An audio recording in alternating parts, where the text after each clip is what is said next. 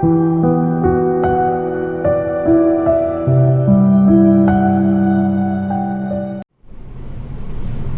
Dear students, once again કેમેસ્ટ્રીના લેક્ચરમાં આપ સૌનું સ્વાગત.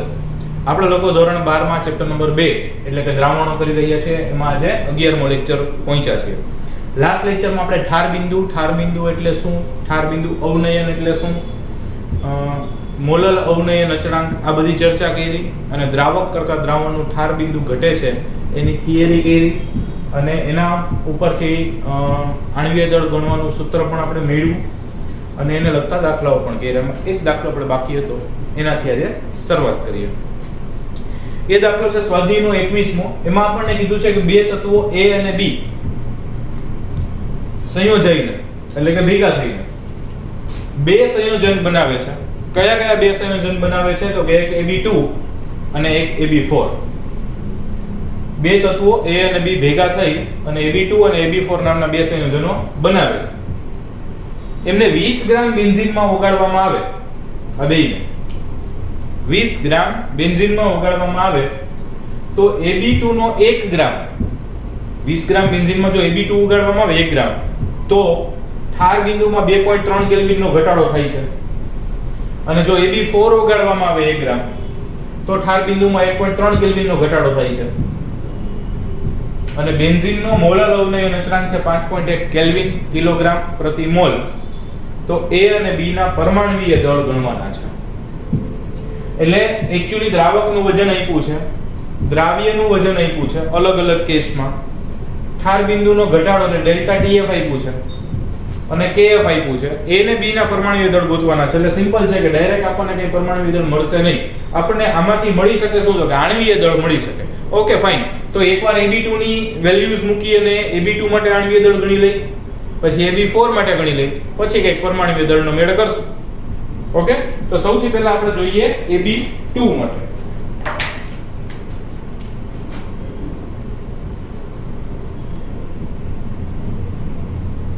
અચ્છા, AB2 માટે સૂત્ર છે delta TF is equal to KF into M. M એટલે W2 upon M2 into W1 into 1000. 1000 એટલે મૂકીએ છીએ, બધું ગ્રામમાં લખી શકીએ. અચ્છા, ડેલ્ટા TF કેટલો આપ્યો છે? તો કે 2.3 કેલ્વિનનો ઘટાડો થાય એટલે 2.3 છે. KF ની કિંમત તો કે 5.1 છે. દ્રાવ્યનું વજન 1 છે. આ 1000 રાખીએ એમનો.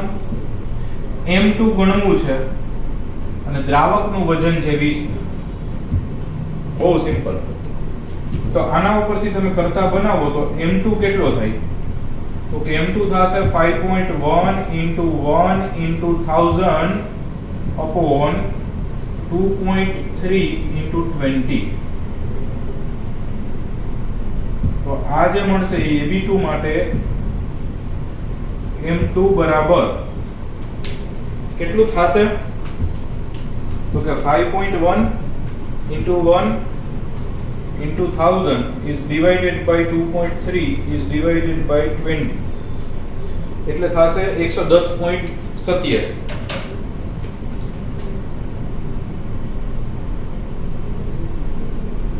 ગ્રામ પ્રતિ મોલ. એક આ ડેટા મળ્યો.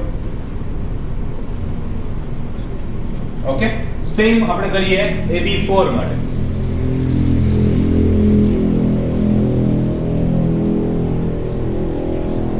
અચ્છા, AB4 માટે કરવું છે તો ડેલ્ટા TF ક્યારે છે? સૂત્ર એના માટે પણ લખીએ. KF into W2 into 1000 upon M2 into W1. આમાં હું M2 ને કરતા બનાવી દઉં અને બાકી બધાની કિંમત મૂકી દઉં તો KF છે 5.1, W2 પણ 1 ગ્રામ જ ઉમેરવાનો છે, 1000 તો 1000 જ રહેવાના છે. M2 ને કરતા બનાવો, ડેલ્ટા TF નીચે આવ્યું, AB4 ઉમેરો ત્યારે તો કે 1.3 કેલ્વિન નો ઘટાડો થાય છે અને બેન્ઝીનનું દળ એ સરખું જ છે 20 ગ્રામ. તો AB4 માટે આણ્વીય દળ M2 કેટલું થશે?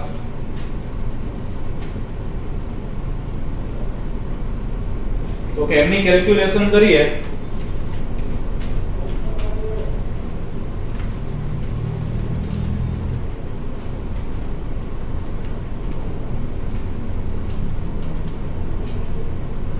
$196.15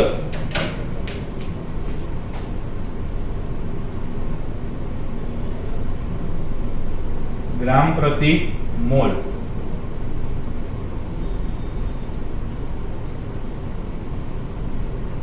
ઓકે ફાઇન. હવે આપણને બેયના આણ્વિય દળ મળ્યા છે તો આપણે આવું કહી શકીએ કે A + 2B બરાબર 110.87 અને હું સમીકરણ નંબર 1 કહી દઉં અને A + 4B એના બરાબર 196.15 આનો હું સમીકરણ નંબર 2. આ AB2 એટલે એક A હોય બે B હોય, AB4 એટલે એક A હોય ને ચાર B હોય. તો અને એમના આણ્વિય દળ આપણને આપ્યા છે, મતલબ ગોઈતા છે. હવે આ બે સમીકરણોને આપણે સોલ્વ કરીએ તો A ઉડી જાય એટલે 2 - 1 કરીએ અથવા સમીકરણ 1 અને 2 પરથી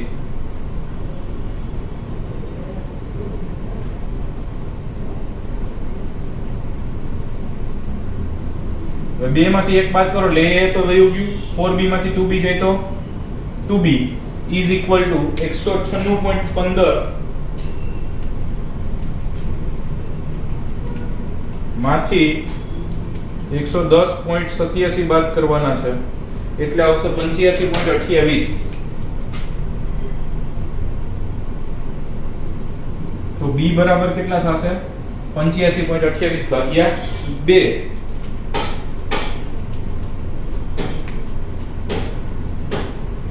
42.64 કેટલું આવશે 42.64 એટલે B નું પરમાણ્વીય દળ આપણને મળી ગયું. હવે એવી જ રીતે આપણે A નું પરમાણ્વીય દળ ગોતવું હોય અને આનો એકમ તો હંમેશા ગ્રામ પ્રતિ મોલ જ આવવાનો છે. ફાઇન. તો આ એક આન્સર આપણને ફાઇનલી મળી ગયો, B નું આણ્વીય દળ પરમાણ્વીય દળ મળી ગયું. હવે સમીકરણ 1 અને 2 બેય છે એમાં તમે B ની કિંમત મૂકો તો સમીકરણ 1 માં B ની કિંમત મૂકતા હવે સમીકરણ 1 માં B ની કિંમત મૂકો તો શું થશે તો કે A + 2B B એટલે 42.64 = 110.87 બરાબર છે. તો A પ્લસ 42.64 ગુણ્યા 2 એટલે વળી પાછું આ થશે 85.88 અને સાઈડમાં લઈ જાઓ મતલબ સામેની બાજુ લઈ જાઓ તો 110.87 છે એમાંથી 85.28 બાદ કરું એટલે A નું પરમાણ્વીય દળ મળે. ઈ કેટલું મળશે 110.87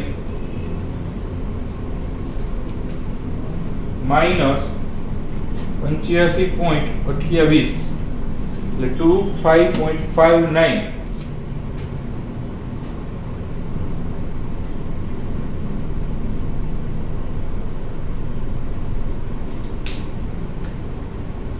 તો આ થઈ ગયું A નું પરમાણ્વીય દળ. એ બે જ ગોતવાના હતા. બહુ સિમ્પલ. ફરી એકવાર કહું, A અને બે તત્વો ભેગા થઈ એક AB2 નામનું સંયોજન બનાવતું હતું, એક AB4 બનાવતું હતું. તો આપણે 20 ગ્રામ બેન્ઝીનમાં એકવાર AB2 ઉમેરીને ચર્ચા કરી હતી. 1 ગ્રામ AB2 ઉમેર્યું તો ઠાર બિંદુમાં 2.3 નો ઘટાડો થયો. એકવાર AB4 ઉમેર્યો તો ઠાર બિંદુમાં 1.3 નો ઘટાડો થયો. બંને માટે KF આપ્યું છે. A અને B ના પરમાણ્વીય દળ ગણવાના કીધા હતા. પહેલા AB2 માટે પરમાણ્વીય દળ આણ્વીય દળ ગણી લીધું, AB4 માટે ગણ્યું. પછી AB2 એટલે 1 A અને 2 B હોય, AB4 એટલે 1 A અને 4 B હોય. ઈ બેવનું સોલ્યુશન સાદુરૂપ આપ્યું એટલે એમાંથી B ની કિંમત મળી. પછી કોઈ બી એકમાં તમે B ની કિંમત મૂકી દો એટલે A ની કિંમત મળી જાય. રાઈટ? એકદમ સરળ દાખલાઓ છે, મજા આવે એવા ઇન્ટરેસ્ટિંગ પ્રશ્નો છે. રાઈટ? ગણી શકો છો.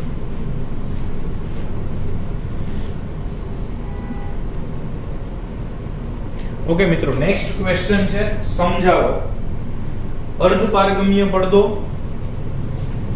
અભિસરણ અને અભિસરણ દબાણ. આવી ત્રણ વસ્તુ આપણે સમજાવવાની છે, ત્રણ ટર્મ સમજાવવાની છે, ત્રણ શબ્દો સમજાવવાના છે અથવા ત્રણ વ્યાખ્યા આપવાની છે. જેમ આપણે બાષ્પ દબાણમાં થતો ઘટાડો જોયો, ઉત્કલન બિંદુમાં થતો વધારો જોયો, ઠાર બિંદુમાં થતો ઘટાડો જોયો. એમ હવે ચોથો ટોપિક છે એ છે અભિસરણ દબાણ. એટલે આમ તમે જોવા જાવ તો સંખ્યાત્મક ગુણધર્મો 4 છે. એક બાષ્પ દબાણમાં થતો ફેરફાર, એક ઉત્કલન બિંદુમાં વધારો, એક ઠાર બિંદુમાં ઘટાડો અને ચોથું છે અભિસરણ દબાણ. એટલે 3 આપણે ઓલરેડી ભણી ગયા સંખ્યાત્મક ગુણધર્મો, કોલિગેટિવ પ્રોપર્ટીઝ, અને ચોથું અહીંયા ભણવાનું છે એ છે અભિસરણ દબાણ. પણ અભિસરણ દબાણ સમજવા માટે પહેલા અભિસરણ એટલે શું એ સમજવું પડે, અને અભિસરણ સમજવા માટે પહેલા અર્ધપારગમ્ય પડદો આપણા મગજમાં ક્લિયર હોવો જોઈએ. તો સૌથી પહેલા 2-3 ઘટનાઓ વિચારીએ.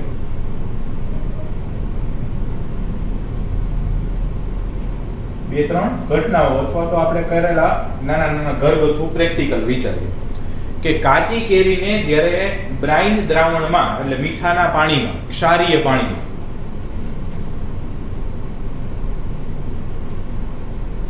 કાચી કેરીને બ્રાઇન દ્રાવણ એટલે ક્ષારીય પાણી અથવા ક્ષારીય દ્રાવણ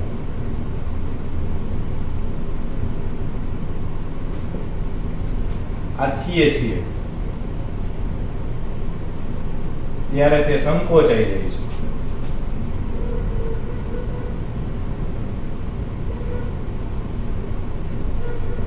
આથીએ છીએ એટલે આપણે અત્યારે અથાણાની સીઝન ઘણા ઘરે બનાવવાના સ્ટાર્ટ કરી દીધા છે અથવા હવે કરશે ટૂંક સમયમાં. તો તમે જુઓ તો કાચી કેરીના નાના નાના ટુકડાઓ કરી અને એને હળદર મીઠાવાળા પાણીમાં પલાળી રાખે અને પછી એને સૂકવી દે. જેવું હળદર મીઠાવાળા પાણીમાંથી કાઢીને સૂકવે ત્યારે તમે જુઓ ને તો એ કેરી છે ને એકદમ ચીમડાઈ ગઈ, સંકોચાઈ ગઈ. ઓકે, તો એ જ લખ્યું છે મેં. બ્રાઇન દ્રાવણ એટલે ક્ષારીય દ્રાવણ અથવા દેશી ભાષામાં મીઠાનું દ્રાવણ, પાણીમાં એનએસએલ ઓગાળ્યું હોય એવું દ્રાવણ. આમ તો કોઈ બી ક્ષારીય કહેવાય પણ જનરલી ક્ષારીય તરીકે આપણે ઉદાહરણમાં લેતા હોઈએ છીએ. ઓકે, ત્યારે એ સંકોચાઈ જાય. આ એક ઘટના. બીજી ઘટના છે મુરઝાયેલા ફૂલો હોય એને તાજું પાણી લઈને એમાં મૂકવામાં આવે, તાજા પાણીમાં મૂકતા તે નવજીવન પ્રાપ્ત કરે છે. નવજીવન પ્રાપ્ત કરે છે એટલે પાછા મસ્ત તાજા એકદમ ખીલેલા ફૂલ હોય તાજા એવા બની જાય. એટલે ફૂલ સાવ મુરઝાઈ ગયું છે, ચીમડાઈ ગયું છે, પછી સાવ એક લેવલ થી વધારે ચીમડાઈ ગયું પછી એને કઈ પાણી નાખો તો એ આજીવન તાજા ના રહે, પણ થોડા ઘણા આપણે એવું લાગે કરમાઈ ગયા જેવું થઈ ગયું છે અને એને જો પાછું સરસ તાજું પાણી લઈને એમાં મૂકવામાં આવે તો પાછા એ આમ થોડા ફ્રેશ લાગવા મળશે ફૂલ, તો એ નવજીવન પ્રાપ્ત કરે છે એટલે પાછા થોડાક તાજા લાગે છે. અને ત્રીજી ઘટના છે અને એ છે લોહીના કોષો હોય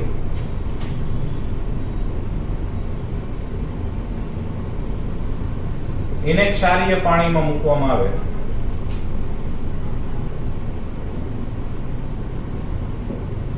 તે ક્ષીણ થઈ જાય છે અથવા ફાટી જાય છે, કોલેપ્સ થઈ જાય છે. એટલે એ કોષને ક્ષારીય પાણીમાં પલાળી રાખો તો એ કોષ છે એ વધારે ફૂલાઈ જશે અને એક લિમિટથી વધારે ફૂલાશે એટલે એ ફાટી જશે. રાઈટ, તો એ કોષ ફાટી જાય છે. ઓકે, તો આ 3 ઘટનાઓ જોઈએ. કાચી કેરીને આપણે બ્રાઇન દ્રાવણમાં મૂકી, એક મુરઝાયેલા ફૂલોને તાજા પાણીમાં મૂક્યા, એક લોહીના કોષોને ક્ષારીય પાણીમાં મૂક્યા, અથવા આના સિવાય તમે પેલું જોયું હોય કાળા કલરની જે દ્રાક્ષ નાની આવે કિસમિસની, એને પાણીમાં પલાળો એટલે ફૂલાઈ જાય. આપણે બદામ છે એમને તમે પાણીમાં પલાળીને, ઘણા લોકો પાણીમાં પલાળીને સવારે ફોલીને ખાતા હશે, તો એને પાણી પલાળો એટલે થોડી ફૂલાઈ જાય. તો આ બધી ઘટનાઓ એના જેવી જ ઘટનાઓ છે, એ પણ આમાં તમે ઉમેરી શકે. તો આ ઘટનાઓમાં એક કોમન વસ્તુ છે. આ ઘટનામાં એક સામાન્ય ગુણધર્મ છે. ઉપરોક્ત ઘટનાઓ 3 લઈ લઈએ.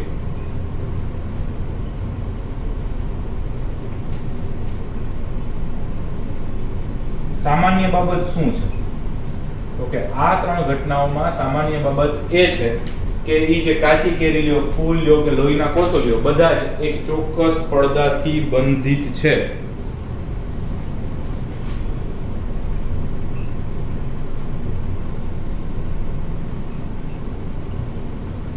પડદાથી બંધિત છે એટલે પડદાથી બંધાયેલા છે, પડદાથી ઘેરાયેલા છે.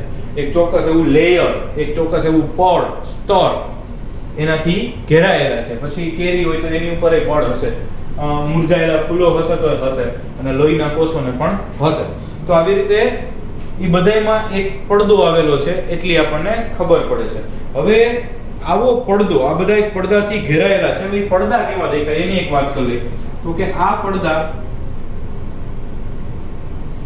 ફિલ્મ જેવા દેખાય છે અથવા તો સળંગ સીટ જેવા દેખાય છે. આ પડદા સળંગ સીટ જેવા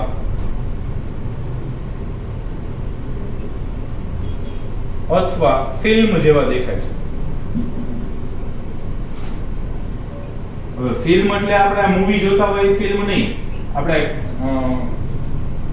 ઓફિસ કે એના દરવાજા કે એવું કંઈ હોય, અથવા આપણી કારના જે વિન્ડોઝ હોય એમાં ઓલી કાળા કલરની સેમી ટ્રાન્સપરન્ટ સીટ લગાવીએ છીએ કે જેથી સનલાઇટ બહુ અંદર ના આવે, ગાડી બહુ ગરમ ના થાય. ઓકે, તો એને ફિલ્મ કહીએ આપણે, રાઈટ? તો એવી ફિલ્મ જેવા અથવા સળંગ સીટ, એક આખે આપણે ડ્રોઈંગ સીટ એક સળંગ લઈએ, એ ટાઈપના આ દેખાય છે. કોણ? તો કે આની અંદર દરેકમાં એક પડદો છે કે જેનાથી બંધિત હોય. ઈ પડદા કેવા દેખાય? તો કે સળંગ સીટ જેવા અથવા ફિલ્મ દેખાય છે. અને આવા પડદા અને ઈ જે પાછા સીટ અથવા ફિલ્મ જેવા દેખાય છે, ઈ જાળીદાર રચના ધરાવે છે. ઈ પાછી એની રચના કેવી હોય? તો કે જાળીદાર રચના ધરાવે છે, જે સૂક્ષ્મ છિદ્રો ધરાવે છે. અને ઈ જાળીદાર રચના છે એમાંય પાછું શું હશે? તો કે સૂક્ષ્મ અતિ નાના છિદ્રો હશે. તો આવા સૂક્ષ્મ છિદ્રો ધરાવતો પડદો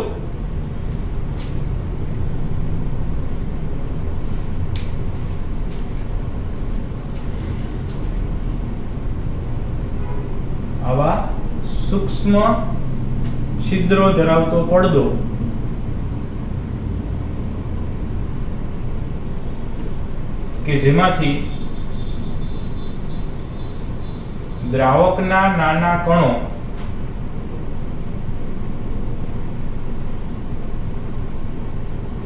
પસાર થઈ શકે, પરંતુ દ્રાવ્યના કણો પસાર થઈ શકતા નથી.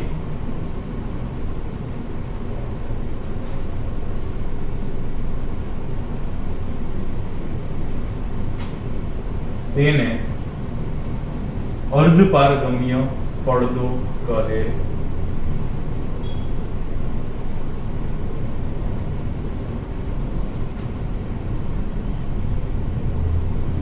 તેને શું કહેવાય? અર્ધપારગમ્ય પડદો. સેમી પરમિએબલ મેમ્બ્રેન, એને ટૂંકમાં ઘણીવાર SPM લખ્યું હોય, સેમી પરમિએબલ મેમ્બ્રેન. અર્ધપારગમ્ય, સંપૂર્ણ અપારગમ્ય નથી કે સાવ પસાર ન થઈ શકે એવું નહીં, અર્ધપારગમ્ય, થોડુંક પસાર થઈ શકે. નાના કણો હોય તો દ્રાવક પસાર થઈ શકે, દ્રાવ્ય પસાર ના થઈ શકે, એને સેમી પરમિએબલ મેમ્બ્રેન કહેવાય. હવે એ વ્યાખ્યા હું તમને સમજાવું. દાખલા તરીકે અહીંયા વચ્ચે આ સેમી પરમિએબલ મેમ્બ્રેન છે, રાઈટ?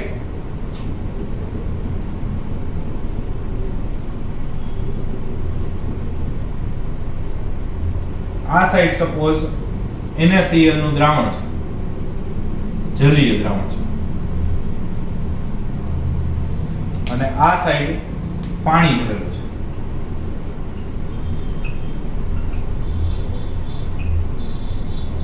રાઈટ? તો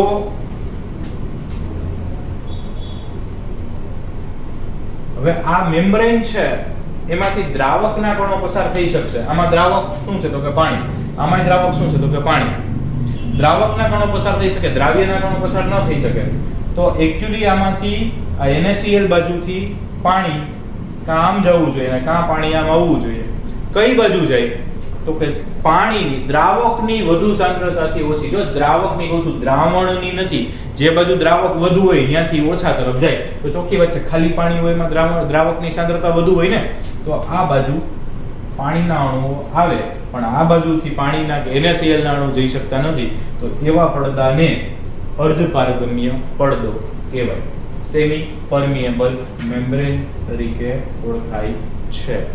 ફાઇન, ક્લિયર છે? સેમી પરમિએબલ મેમ્બ્રેન કે હવે કોઈ પણ ઘટના, પછી કાચી કેરી છે કે ફૂલ છે કે આપણા લોહીના કોષ છે કે મેં કીધું એમ પેલી કિસમિસની કાળી દ્રાક્ષ છે કે બદામ છે કે આવી કેટલી બધી વસ્તુઓને તમે ઉદાહરણ દઈ શકો, રાઈટ?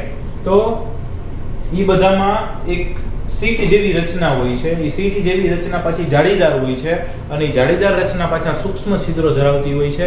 તો એની અંદર આવા સૂક્ષ્મ છિદ્રો ધરાવતા પડદો કે જેમાંથી દ્રાવ્યના અણુઓ પસાર ના થઈ શકે, દ્રાવકના અણુઓ પસાર થઈ શકે, એને અર્ધપારગમ્ય પડદો એટલે કે સેમી પરમિએબલ મેમ્બ્રેન કહેવાય. આના દ્વારા મેં તમને ખાલી સમજાવવાની ટ્રાય કરી છે, રાઈટ.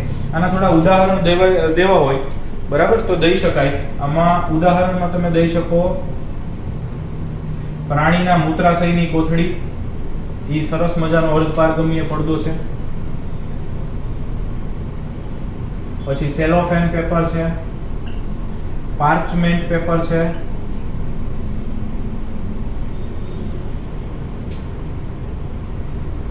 આ બધા અર્ધપારગમ્ય પડદાના ઉદાહરણ છે. અને એમાંથી એક તમે કહી શકો કોપર ફેરોસાયનાઇડ. કોપર ફેરોસાયનાઇડ એટલે Cu2FeCN6. કોપર ફેરોસાયનાઇડ એટલે Cu2FeCN6. આ જે છે એ કૃત્રિમ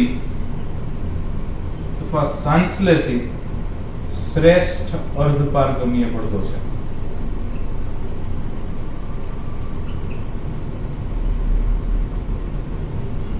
કોપર ફેરોસાયનેટ છે એ કૃત્રિમ ઉત્તમ અથવા શ્રેષ્ઠ અર્ધપારગમ્ય પડદો છે.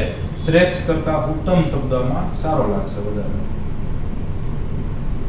ઓકે, તો આ પણ છે. આ ખાસ કોપર ફેરોસાયનેટ વાળું છે ઈ એમસીક્યુ માટે કામનું ને આ પણ કામનું, બરાબર. થોડો ઈઝી ક્વેશ્ચન બનાવવો હોય તો આ બને, થોડો સારા લેવલનો બનાવવો હોય તો કોપર ફેરોસાયનેટ બને. તો એ બંને છે એ એમસીક્યુ માટે કામની વસ્તુ છે. ક્લિયર? લખી શકો છો.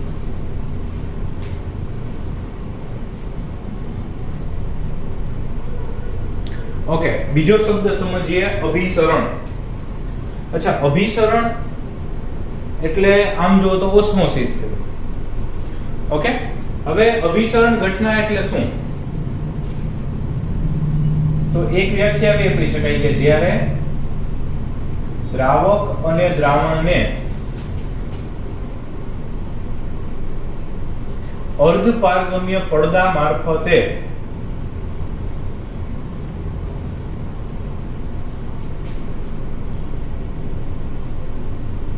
સંપર્કમાં રાખવામાં આવે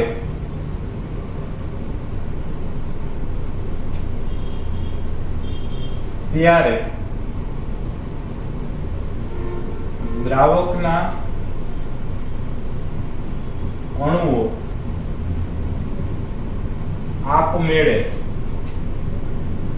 દ્રાવણ તરફ વહન પામે છે.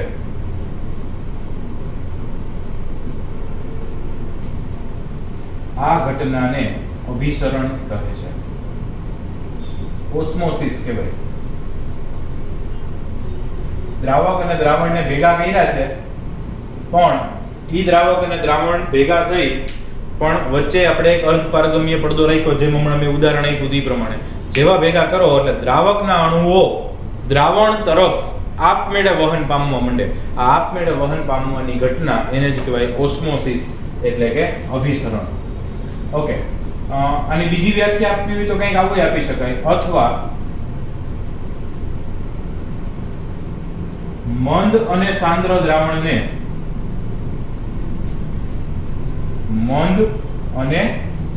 દ્રાવણને અર્ધપારગમ્ય પડદા મારફતે સંપર્કમાં રાખતા દ્રાવકનો સ્વયંભૂ પ્રવાહ, સ્વયંભૂ એટલે આપમેળે, મંદ દ્રાવણથી સાંદ્ર દ્રાવણ તરફ વહે છે, જેને અભિસરણ કહે છે. આ ઘટનાને શું કહેવાય?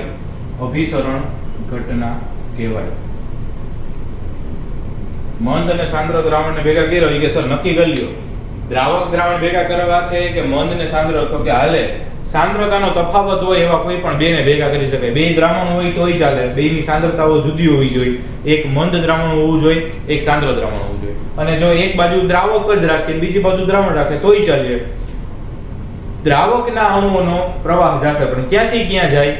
તો કે દ્રાવકની વધુ સાંદ્રતાથી ઓછી સાંદ્રતા તરફ. એટલે આ બે ભેગા રાખ્યા હોય તો પાણી જશે, આ બે ભેગા રાખ્યા હોય તો મંદથી સાંદ્ર જશે. મંદથી સાંદ્ર કેમ જાય? તો કે મંદમાં દ્રાવકની સાંદ્રતા વધુ હોય, મંદમાં પાણી વધારે એટલે કે દ્રાવક વધુ છે. તો દ્રાવક જેમાં વધુ હોય ને ત્યાંથી ઓછા તરફ જાય. આ વસ્તુને જો આપણે એક આકૃતિ મારફતે સમજવું હોય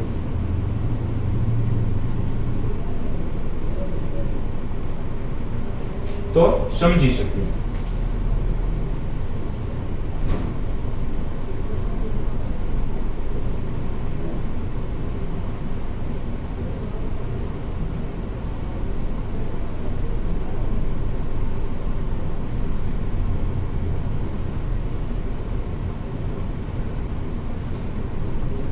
આ એક થીસલ ગરણી અથવા થીસલ ફનેલ છે જેની અંદર દ્રાવણ ભરેલું છે.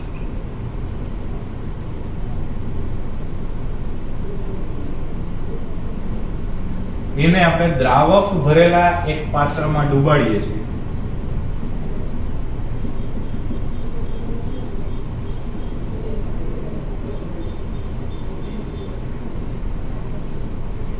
અને આ જે છે થીસલ ફનેલનું તળિયું ઈ છે અર્ધપારગમ્ય પડદો. શું છે ઈ? અર્ધપારગમ્ય પડદો. તો અર્ધપારગમ્ય પડદા મારફતે દ્રાવક અને દ્રાવણને એકબીજામાં સંપર્કમાં રાખો તો દ્રાવણથી દ્રાવક કે દ્રાવકથી દ્રાવણ, તો કે દ્રાવકથી દ્રાવણ તરફ, એટલે અહીંયાથી અંદર વહન પામે. અને એટલે આ ગળણીની અંદર આ જે દ્રાવણ ભરેલું હતું એ ઉપર તરફ વહન પામશે, રાઈટ?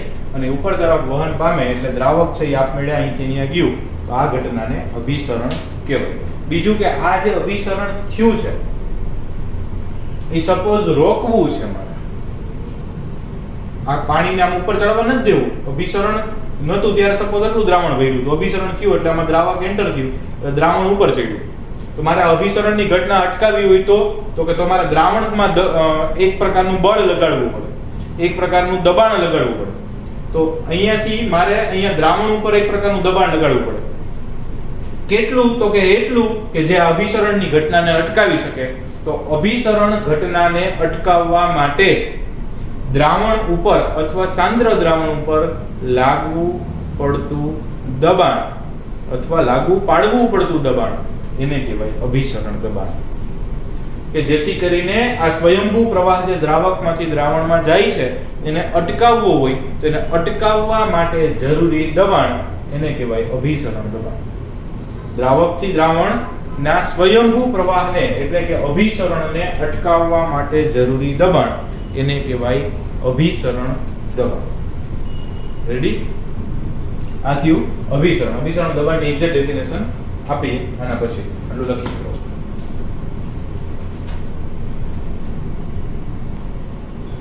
ઓકે, નેક્સ્ટ છે અભિસરણ દબાણ. હમણાં સમજ્યા તો ખરા જ આપણે કે દ્રાવક અને દ્રાવણને અર્ધપારગમ્ય પડદા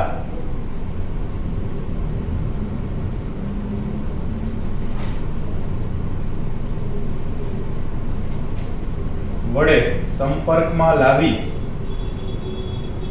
અર્ધપારગમ્ય પડદા વડે સંપર્કમાં લાવી દ્રાવકનો સ્વયંભૂ પ્રવાહ દ્રાવણ તરફ વહન પામે. તો આપણને ખબર છે તો દ્રાવકનો સ્વયંભૂ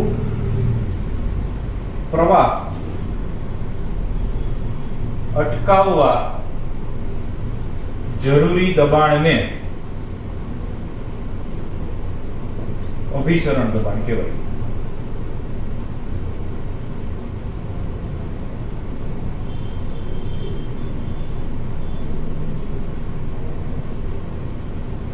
શું કહેવાય એને? અભિસરણ દબાણ કહેવાય. અથવા આના ડેફિનેશન બીજી રીતે આપી શકાય કે દ્રાવક અને દ્રાવણને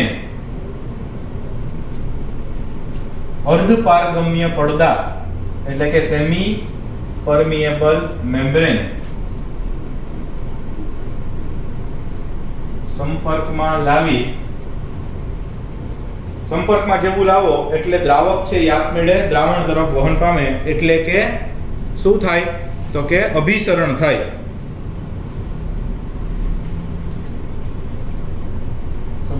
લાવવાથી જે ન્યૂનતમ દબાણે અભિસરણ અટકાવી શકાય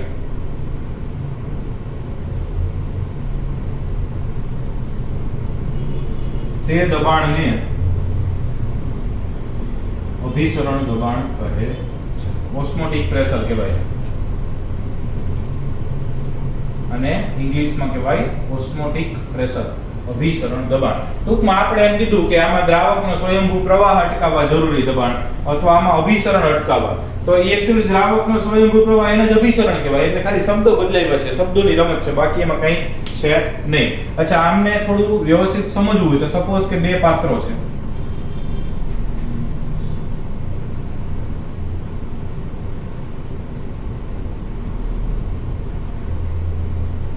આ બે પાત્ર છે, એકમાં આપણે સપોઝ દ્રાવક ભર્યું છે ને એકમાં આપણે દ્રાવણ ભર્યું છે, અને આ બે પાત્રોને એક વાલ્વની મારફતે જોડેલા છે. ઓકે, આમાં સપોઝ આપણે દ્રાવણ ભર્યું છે અને આ પાત્રમાં સપોઝ દ્રાવક ભર્યું છે. ઓકે, સપોઝ પહેલા આપણે આમની વચ્ચે એક વાલ્વ ગોઠવેલો છે, વાલ્વ બંધ છે અત્યારે, રાઈટ? તો આમાં દ્રાવણ ભરાઈ જશે તો કે આ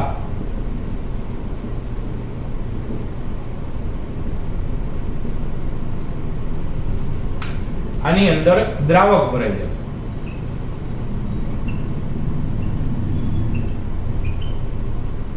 અને અહીંયા વચ્ચે અર્ધપારગમ્ય પડદો રાખ્યો છે. હવે જેવો વાલ્વ ખોલી નાખો એટલે ખાલી અર્ધપારગમ્ય પડદો રહેશે તો કે હા. બીજું, બેયમાં કંઈક ઉપરથી દબાણ તો લાગતું જ હોય તો કે હા, લાગતું જ હોય. દાખલા તરીકે P જેટલું P વાતાવરણ દબાણ લાગે છે તો આમાં પણ P વાતાવરણ દબાણ લાગતું હોય તો કે હા. જેવો અર્ધપારગમ્ય પડદા મારફતે બંને સંપર્કમાં આવશે એટલે ચોખ્ખી વાત છે દ્રાવક છે એ કઈ બાજુ આવવાનો પ્રયત્ન કરશે તો કે દ્રાવક છે એ દ્રાવણ બાજુ આપમેળે આવવાનો પ્રયત્ન કરે ને આવવા જ મંડે.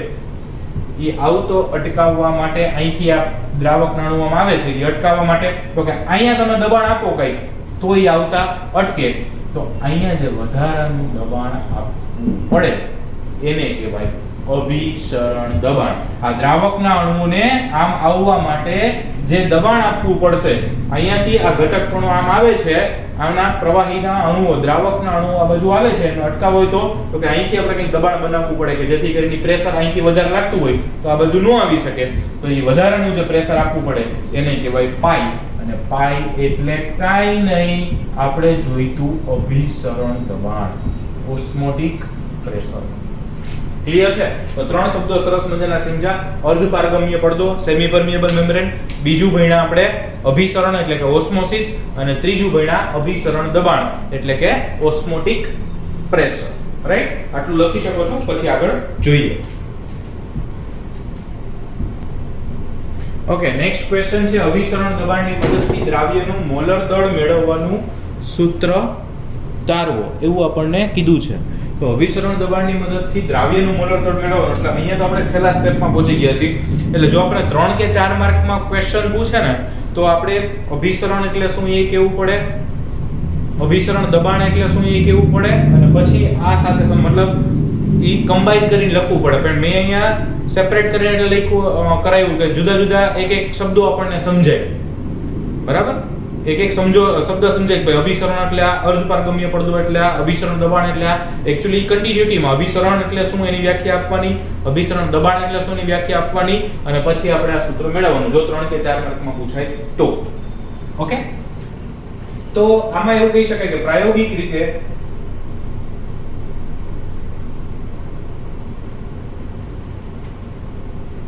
મંદ દ્રાવણનું અભિસરણ દબાણ, મંદ દ્રાવણનું અભિસરણ દબાણ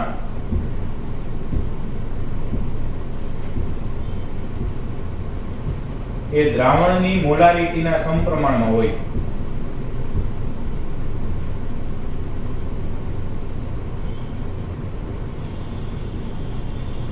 દ્રાવણની મોલારિટીના સમપ્રમાણમાં હોય છે એટલે આપણે આવું કહી શકીએ પાઈ is equal to CRT. Okay, pi is equal to CRT. આ સૂત્ર આપણે ઉપજાવવાનું નથી, ડાયરેક્ટ લઈ લેવાનું છે. તો પાઈ ઇઝ ઇક્વલ ટુ CRT, જ્યાં પાઈ શું છે તો કે પાઈ તો અભિસરણ દબાણ છે.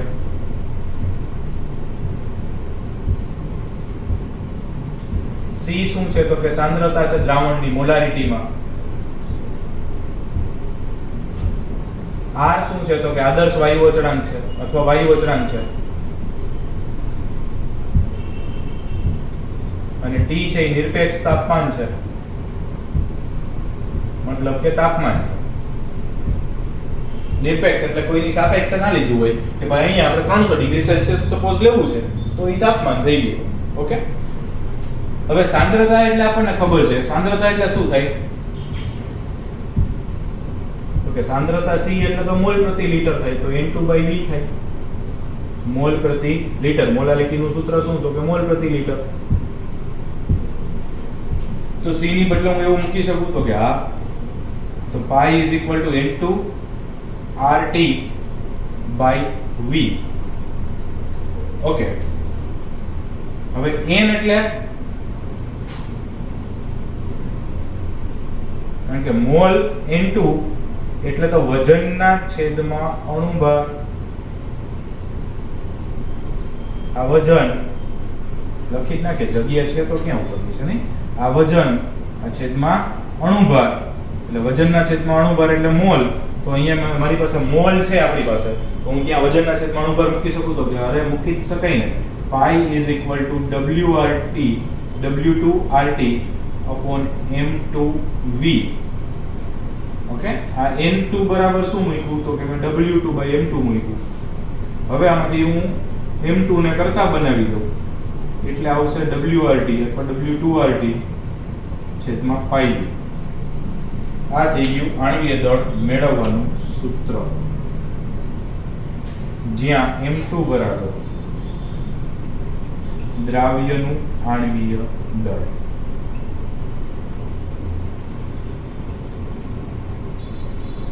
અહીં લખી શકાય દ્રાવ્યનું આણ્વીય દળ, અને W2 એટલે દ્રાવ્યનું વજન. બાકી બધાની તો આપણને ખબર છે, રાઈટ. તો આ એ સૂત્ર છે. બીજું કે આને તમે આમે લખી શકો, પાઈ V is equal to NRT થાય. આને તમે થોડુંક સાદું રૂપ આપો તો શું થાય, પાઈ V is equal to NRT. V ને સામે લઈ જાઓ તો પાઈ into V is equal to NRT. તો પાઈ V is equal to NRT એટલે એ કોના જેવું સૂત્ર છે તો કે PV is equal to NRT જેવું જ સૂત્ર છે. PV માં P દબાણ છે, અહીંયા પાઈ V માં પાઈ દબાણ છે, પણ પાઈ છે અભિસરણ દબાણ છે એટલે એના ઉપરથી પણ તમે યાદ રાખી શકો PV બરાબર NRT માં P ની જગ્યાએ શું લેવાનું, પાઈ, એટલે અભિસરણ દબાણનું સૂત્ર મળે. ઓકે, આ જે છેલ્લે કીધું એ યાદ રાખવા માટે છે, સમજવા માટે છે. બાકી આપણે એક્ઝેક્ટલી ટેક્સ્ટ પ્રમાણે તો ઓલરેડી કરી નાખ્યું છે. ફાઇન. તો આવી રીતે આપણને જો અભિસરણ દબાણ આપ્યું હોય એની બધી બાકીની વેલ્યુઝ આપી હોય તો દ્રાવ્યનો અણુભાર ગોતી શકીએ છીએ, રાઈટ. લખી શકો છો. ઓકે, વધારાની એક વાત કહી દઉં. આમ તો આગલી થિયરીમાં એડ કરવાનો એક મુદ્દો ચર્ચા કરવાનો રહી ગયો. શરૂઆતમાં કહી દીધું કે અભિસરણ દબાણ છે એ સંખ્યાત્મક ગુણધર્મ છે. સંખ્યાત્મક ગુણધર્મ છે એટલે કે અભિસરણ દબાણ છે એ કેમ ખબર પડે તો કે એ માત્ર એમાં દ્રાવ્ય થયેલા કણોની સંખ્યા ઉપર આધાર રાખે, એના સ્વભાવ ઉપર આધાર ન રાખે. તમે એમાં ખાંડ નાખ્યો છે, ગ્લુકોઝ નાખ્યું છે કે યુરિયા નાખ્યું છે કે XYZ NaCl નાખ્યું છે, વોટેવર, એને કોઈ આર લેવા દેવા નથી. એને તો માત્ર સંખ્યા સાથે મતલબ છે, બીજી કોઈ વસ્તુ સાથે મતલબ નથી. અને એટલે અભિસરણ દબાણ છે એ સંખ્યાત્મક ગુણધર્મ છે એવું કહેવાય. ફાઇન. હવે લખીશું.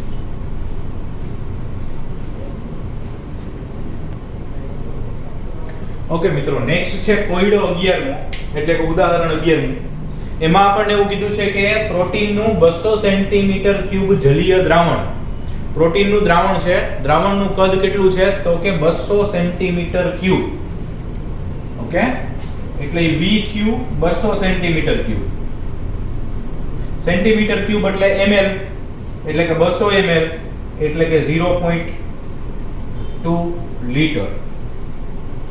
1.26 ગ્રામ પ્રોટીન ધરાવે છે એટલે W2 આવ્યું 1.26 ગ્રામ દ્રાવ્યનું વજન 300 કેલ્વિન તાપમાન એટલે T આપી દીધું છે 300 કેલ્વિન અભિસરણ દબાણ આપી દીધું છે પાઈ 2.57 ગુણ્યા 10 - 3 ઘાત 12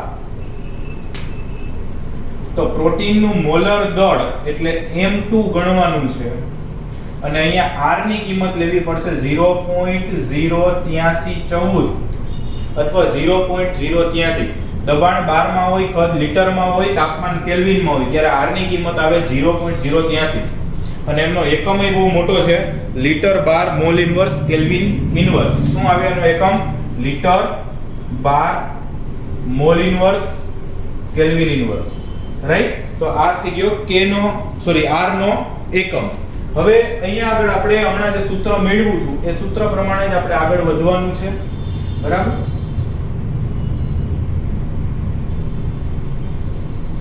તો આપણી પાસે સૂત્ર છે પાઈ nRT nRT એટલે W2 M2 RT sorry V અને M2 ને સામા જવા દે એટલે પાઈ V આવશે આપણે આવું જ સૂત્ર હમણાં મેળવ્યું છે M2 બરાબર W2 RT પાઈ V આવું કંઈક આપણને સૂત્ર મળ્યું છે એ સૂત્રનો આપણે ઉપયોગ કરવાનો છે બધી જ કિંમતો આપણને આપી છે ખાલી સાદું રૂપ આપવાનું છે તો અહીંયા આવશે M2 બરાબર W2 શું આપ્યું છે તો કે 1.26 એને ગુણ્યા R એટલે 0.083 એને ગુણ્યા T એટલે 300 છેદમાં પાઈ એટલે 2.57 10 - 3 ઘાત એને ગુણ્યા V એટલે 0.2 લીટર બસ આમને ખાલી સાદું રૂપ આપવાનું છે એટલે દાખલો પૂરો ઓકે તો સાદું રૂપ આપવા માટે આપણે થોડો પ્રયત્ન કરીએ 1.26 ગુણ્યા 0.083 ગુણ્યા 300 ભાગ્યા 2.57 ભાગ્યા 0.2 61.038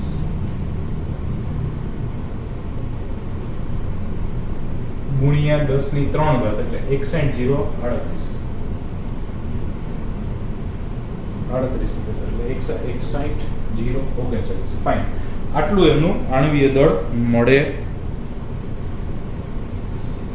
ગ્રામ પ્રતિ મોલ આણ્વીય દળ હોય એટલે એનો એકમ હંમેશા આવશે ગ્રામ પ્રતિ મોલ 6103 ને 61,039 ગ્રામ પ્રતિ મોલ ઘણીવાર આપણને પ્રશ્ન થાય સર આટલું બધું થોડું હોય હા ભાઈ શું કામ ના હોય કારણ કે પ્રોટીન છે અને પ્રોટીન છે એક પ્રકારનું પોલિમર છે પોલિમર એટલે અસંખ્ય મોનોમર ધરાવતો અણુ ખૂબ મોટા અણુ હોય એટલે એમના આણ્વીય દળ પણ ખૂબ ઊંચા હોય બરાબર પ્રોટીન છે એમના 2 કરોડ સુધીના આણ્વીય દળ જોવા મળે છે ક્લિયર છે આ થઈ ગઈ નાનકડી દાખલો ફાઇન લખી શકો છો ગણી શકો છો પણ સાથે સાથે ગણતા રહેજો એ પહેલી રિક્વાયરમેન્ટ છે અને આજ પૂરતું એટલું રાખીએ બાકીનું જોશું નેક્સ્ટ ટાઈમ થેન્ક યુ